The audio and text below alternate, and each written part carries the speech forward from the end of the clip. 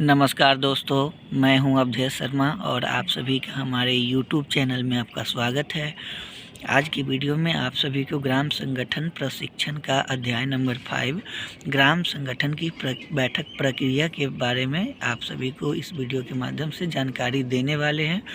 तो आप सभी वीडियो को स्किप नहीं कीजिएगा, ऐड को भी फुल वॉच कीजिएगा।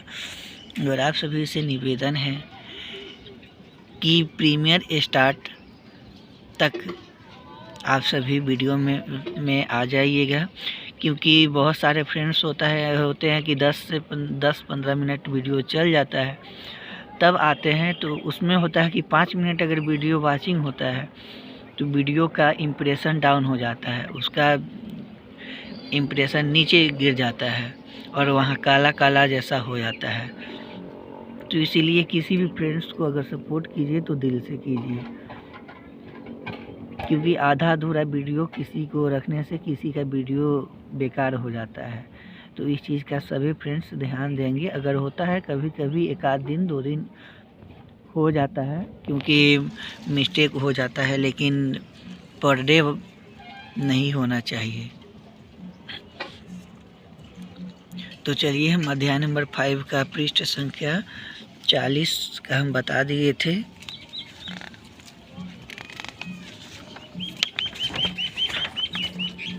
उसके बाद ये जो 41 है, पृष्ठ संख्या 41 भी हम आप लोग को बता दिए थे।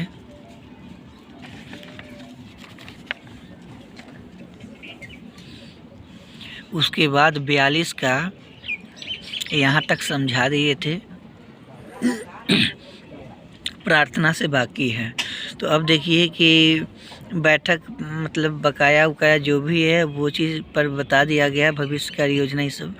अब है कि बैठक में क्या होता है, प्रार्थना है। उसके बाद क्या है कि सभी सदस्यों को खड़ा होकर प्रकाशमय जीवन को विश्वासपूर्ण साथ हम सारे जहां स्वर्ग को जमीन पर उतारे, हम प्रार्थना करना होगा। जैसे कि जितने सारे सदस्य हैं, जैसे देखिए यहाँ है, तो खड़ा होकर हाथ जोड़कर जो भी प्रार्थना हो आप सभी का, इतनी शक्ति हमें देना दाता भी, चाहे प्रकाश में कोई भी प्रार्थना होता है तो वहाँ आप प्रार्थना कर सकते हैं। उसके बाद है कि प्रार्थना से सदस्यों के मन में शांति, बैठक शुरू होने का संकेत तथा ग्राम संगठन के प्रति आदर भाव आता है। तो सबसे फर्स्ट, जैसे कि बैठने के बाद सबसे फर्स्ट क्या करवाना है, प्रार्थना करवाना है। उसके बाद परिचय करवाना है। तो देखिए, ग्राम संगठन के प्रतिनिधि ओबी एवं जीविका मित्र के परिचय से बैठक शुरू होगी। जैसे कि 5 जो लीडर है ओबी मेंबर, उनसे पहले शुरुआत होगा, और जीविका मित्र है वो पहले प्रार्थना ये परिचय देंगी। उसके बाद बाकी सदस्य प्रार्थना देंगे, परिचय देंगी।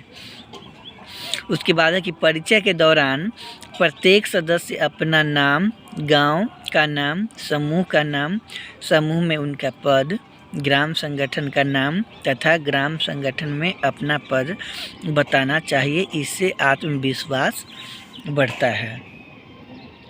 जैसे कि एक सदस्य है तो समूह में किस पद पे है, ग्राम संगठन में किस पद पे है, वो टोटली जानकारी देना है। गांव का नाम भी बताना है, समूह का नाम भी बताना है, ग्राम संगठन का नाम भी बताना है, CLF का भी नाम बताना है। तो वो परिचय देने से क्या होता है कि आत्मविश्वास बढ़ता है। उसके बाद है कि 3 में है उपस्थिति। ग्राम संगठन के प्रतिनिधि द्वारा प्रत्येक सदस्य का नाम पुकार कर उसकी उपस्थिति लेना चाहिए। इससे कौन उपस्थित है और कौन नहीं उपस्थित है इसका पता चलता है। जैसे कि अगर 12 समूह हैं तो 12 समूह में कौन उपस्थित है उसका जैसे ही परिचय होगा तो उसमें पता चल जाएगा। उसके बाद है अनुपस्थिति का सही कारण नहीं बताने पर ग्राम संगठन दंड लगा सकता है। जैसे कि अगर कोई कारण होगा और कोई कारण की वजह से ग्राम संगठन में अनुपस्थित हो गया समूह तो कोई बात नहीं है, लेकिन अगर अनुपस्थिति का कारण सही नहीं बताने पर ग्राम संगठन के द्वारा समूह पर दंड लगा सकता है। उसके बाद है कि जीविका मित्र कार्यवाही पुस्तिका में अनुपस्थित सदस्य का नाम तथा दंड की राशि को भी दर्शाएंगे। जैसे कि अगर समूह में हो या ग्राम संगठन में हो, अगर दंड आता है दंड शुल्क, तो वो दंड शुल्क एक खल बना के उसमें दंड शुल्क भी चढ़ाया जाता है। उसके बाद दंड लगाने से अनुपस्थित पर अंकुश लगता है तथा उपस्थिति पर प्रतिशत बढ़ता है। जैसे कि अगर 1 से 2 बार अगर किसी समूह पे दंड लगा दीजिए तो जितने सारे समूह रहेंगे वो भी सचेत हो जाएंगे, क्योंकि अगर 1 आध 2 बार नहीं गए तो फिर हम लोग को भी लगना दंड शुरू हो जाएगा। तो 1-2 समूह को अगर दंड लगता है तो बाकी वह समूह सचेत हो जाता है और उपस्थिति का प्रतिशत भी बढ़ता है। उसके बाद है 4 में कि पिछली बैठक का पुनरावलोकन, यानी जैसे हुआ कि पिछली बैठक का समीक्षा। अब पिछले बैठक में क्या हुआ उसका भी नेक्स्ट बैठक में समीक्षा कर लेना है, यानी पिछले बैठक को पढ़कर एक बार सुना देता है और उसी को समीक्षा अच्छे ढंग से किया जाता है। अब यहाँ की विगत बैठक में जो महत्वपूर्ण निर्णय तथा प्रस्ताव पारित हुए जीविका मित्र सीएम उनको पढ़कर सुनाएंगे। जैसे विगत बैठक में जिन सदस्यों पर दंड लगा था उसे दंड को वसूल करना।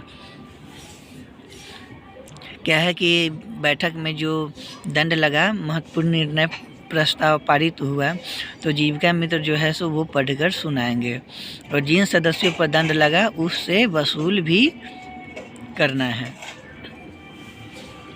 उसके बाद है कि पिछले बैठक में एमपी की मंजूरी की गई थी, उस समूह को राशि मिली या नहीं।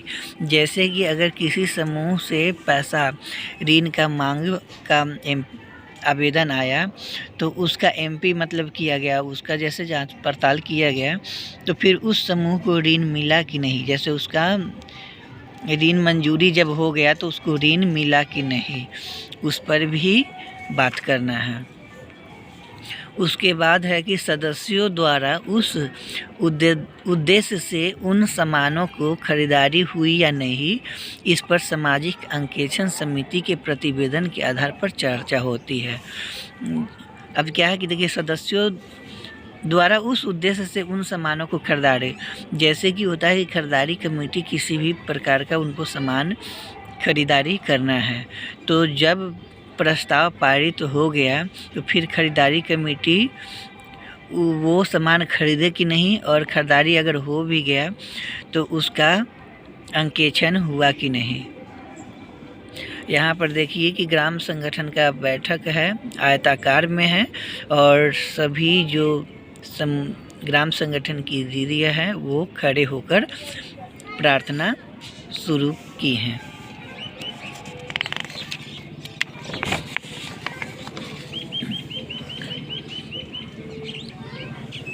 उसके बाद है कि विगत बैठक में शेष राशि बैंक में जमा लिया गया या नहीं। बैंक में जमा राशि की रसीद बैठक में रखी गई है या पुस्तिका में अंकित की जाती है।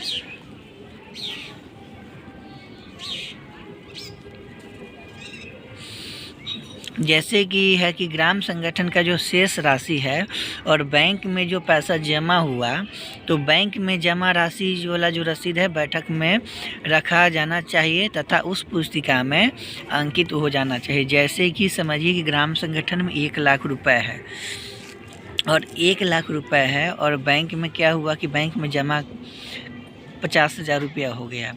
तो 50,000 हो गया तो फिर है कि ग्राम संगठन में क्या होगा कि जब तक रसीद नहीं देखेंगे तब तक तो उस पुस्तिका में अंकित नहीं किया जाएगा। लेकिन जमा अगर हो गया होगा तो उस पुस्तिका में अंकित हो जाएगा। तो 1 लाख रुपए जो था सो वो आ जाएगा, पीछे प्रारंभिक शेष में 1 लाख रुपए आ जाएगा और भुगतान साइड में दिखा दिया जाएगा कि बैंक जमा 50,000 रुपया। और उसके बाद जो बचत हुआ उसके बाद अंतिम शेष आ जाएगा कि कितना पैसा बच गया। जैसे कि 1 लाख था तो 50,000 बैंक में जमा हुआ, फिर 40,000 जमा हुआ, तो फिर क्या है कि कोषाध्यक्ष के पास 90,000 रुपया हाथ में बच गया, 50,000 रुपया बैंक में गया। तो उस जो भी है वो रसीद को देखकर, ऐसे नहीं है कि डायरेक्ट अगर बोल दिया है कि पैसा जमा हो गया तो वो नहीं करना है। जब तक मतलब लिखतंत नहीं आएगा सामने, जब तक नहीं देखा जाएगा तब तक नहीं चढ़ाना है। और वो जो रिसीविंग भी रहेगा, अब ऐसा नहीं करेंगे कि रिसीविंग से चढ़ा लिए उसके बाद क्या काम करेंगे, रिसीविंग को फेंक देंगे, सो नहीं। उसको भी, रिसीविंग को भी अच्छे ढंग से मतलब सचेत से रख दिया जाएगा। उसके बाद क्या है कि विगत बैठक में सदस्य समूह पर बकाया किस्तों की राशि बैठक में लाई गई या नहीं। जैसे कि बैठक में सदस्यों का जो बकाया राशि का जो किस्त है वो बैठक में लाया गया या नहीं, उस पर भी चर्चा करना है। उसके बाद है कि विगत बैठक में जिन सामुदायिक मुद्दों पर कार्य करने का निर्णय लिया गया था उनकी प्रगति एवं वर्तमान स्थिति पर चर्चा कर भविष्य की कार्य योजना तैयार करना है। जैसे कि जो सामाजिक मुद्दा पर कैसे कार्य करना है, उस मुद्दा पर निर्णय जो लिया गया था तो उनके प्रगति एवं वर्तमान स्थिति पर भी चर्चा करना है और उस पर भविष्य की कार्य योजना भी तैयार करना है। अब यहाँ की ग्राम संगठन के प्रतिनिधियों द्वारा प्राप्ति रसीद तथा पासबुक दी गई या नहीं। ग्राम संगठन के जो प्रतिनिधियों हैं उनके द्वारा प्राप्ति रसीद तथा पासबुक दी गई या नहीं, मतलब उनको मिला है कि नहीं, अगर उनको मिला भी तो वो जमा की या नहीं, वो है।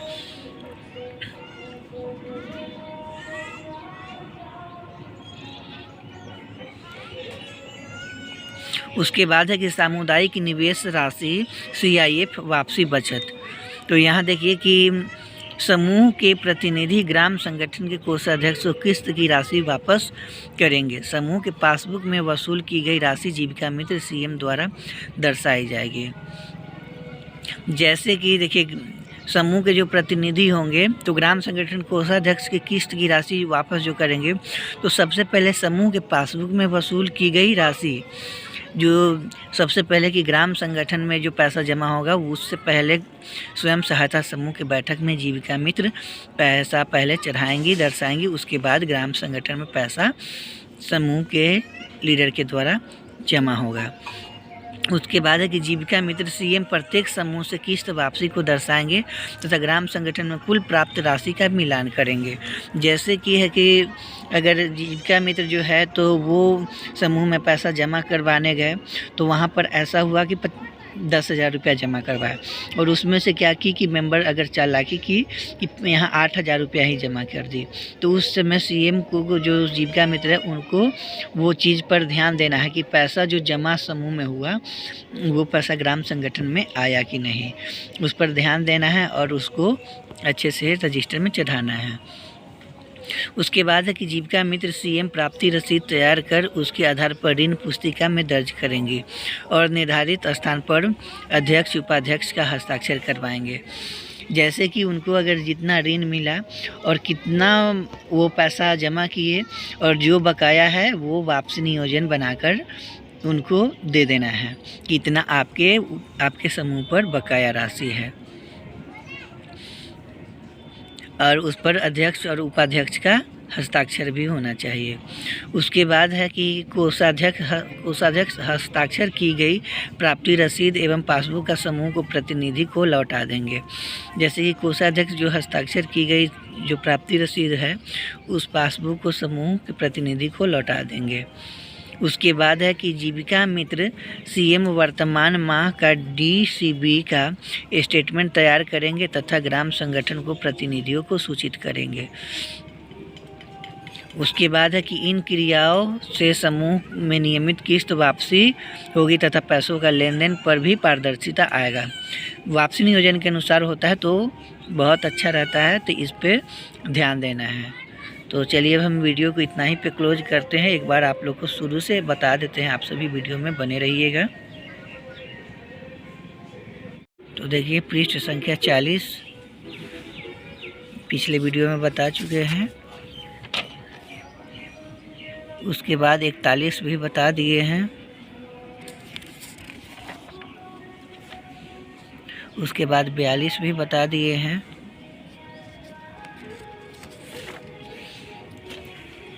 और पृष्ठ संख्या 43 भी सामुदायिक निवेश राशि CIF की वापसी बचत तक बता दिए है। अब नेक्स्ट वीडियो में जो भी बचा हुआ है वो बताएंगे। तो आप सभी कमेंट करके बताइएगा कि हमारा वीडियो कैसा लगा। अगर हमारा वीडियो अच्छा लगा होगा तो लाइक कीजिएगा, कमेंट कीजिएगा, चैनल को सब्सक्राइब कर लीजिएगा और बेल आइकन को प्रेस करना नहीं भूलिएगा।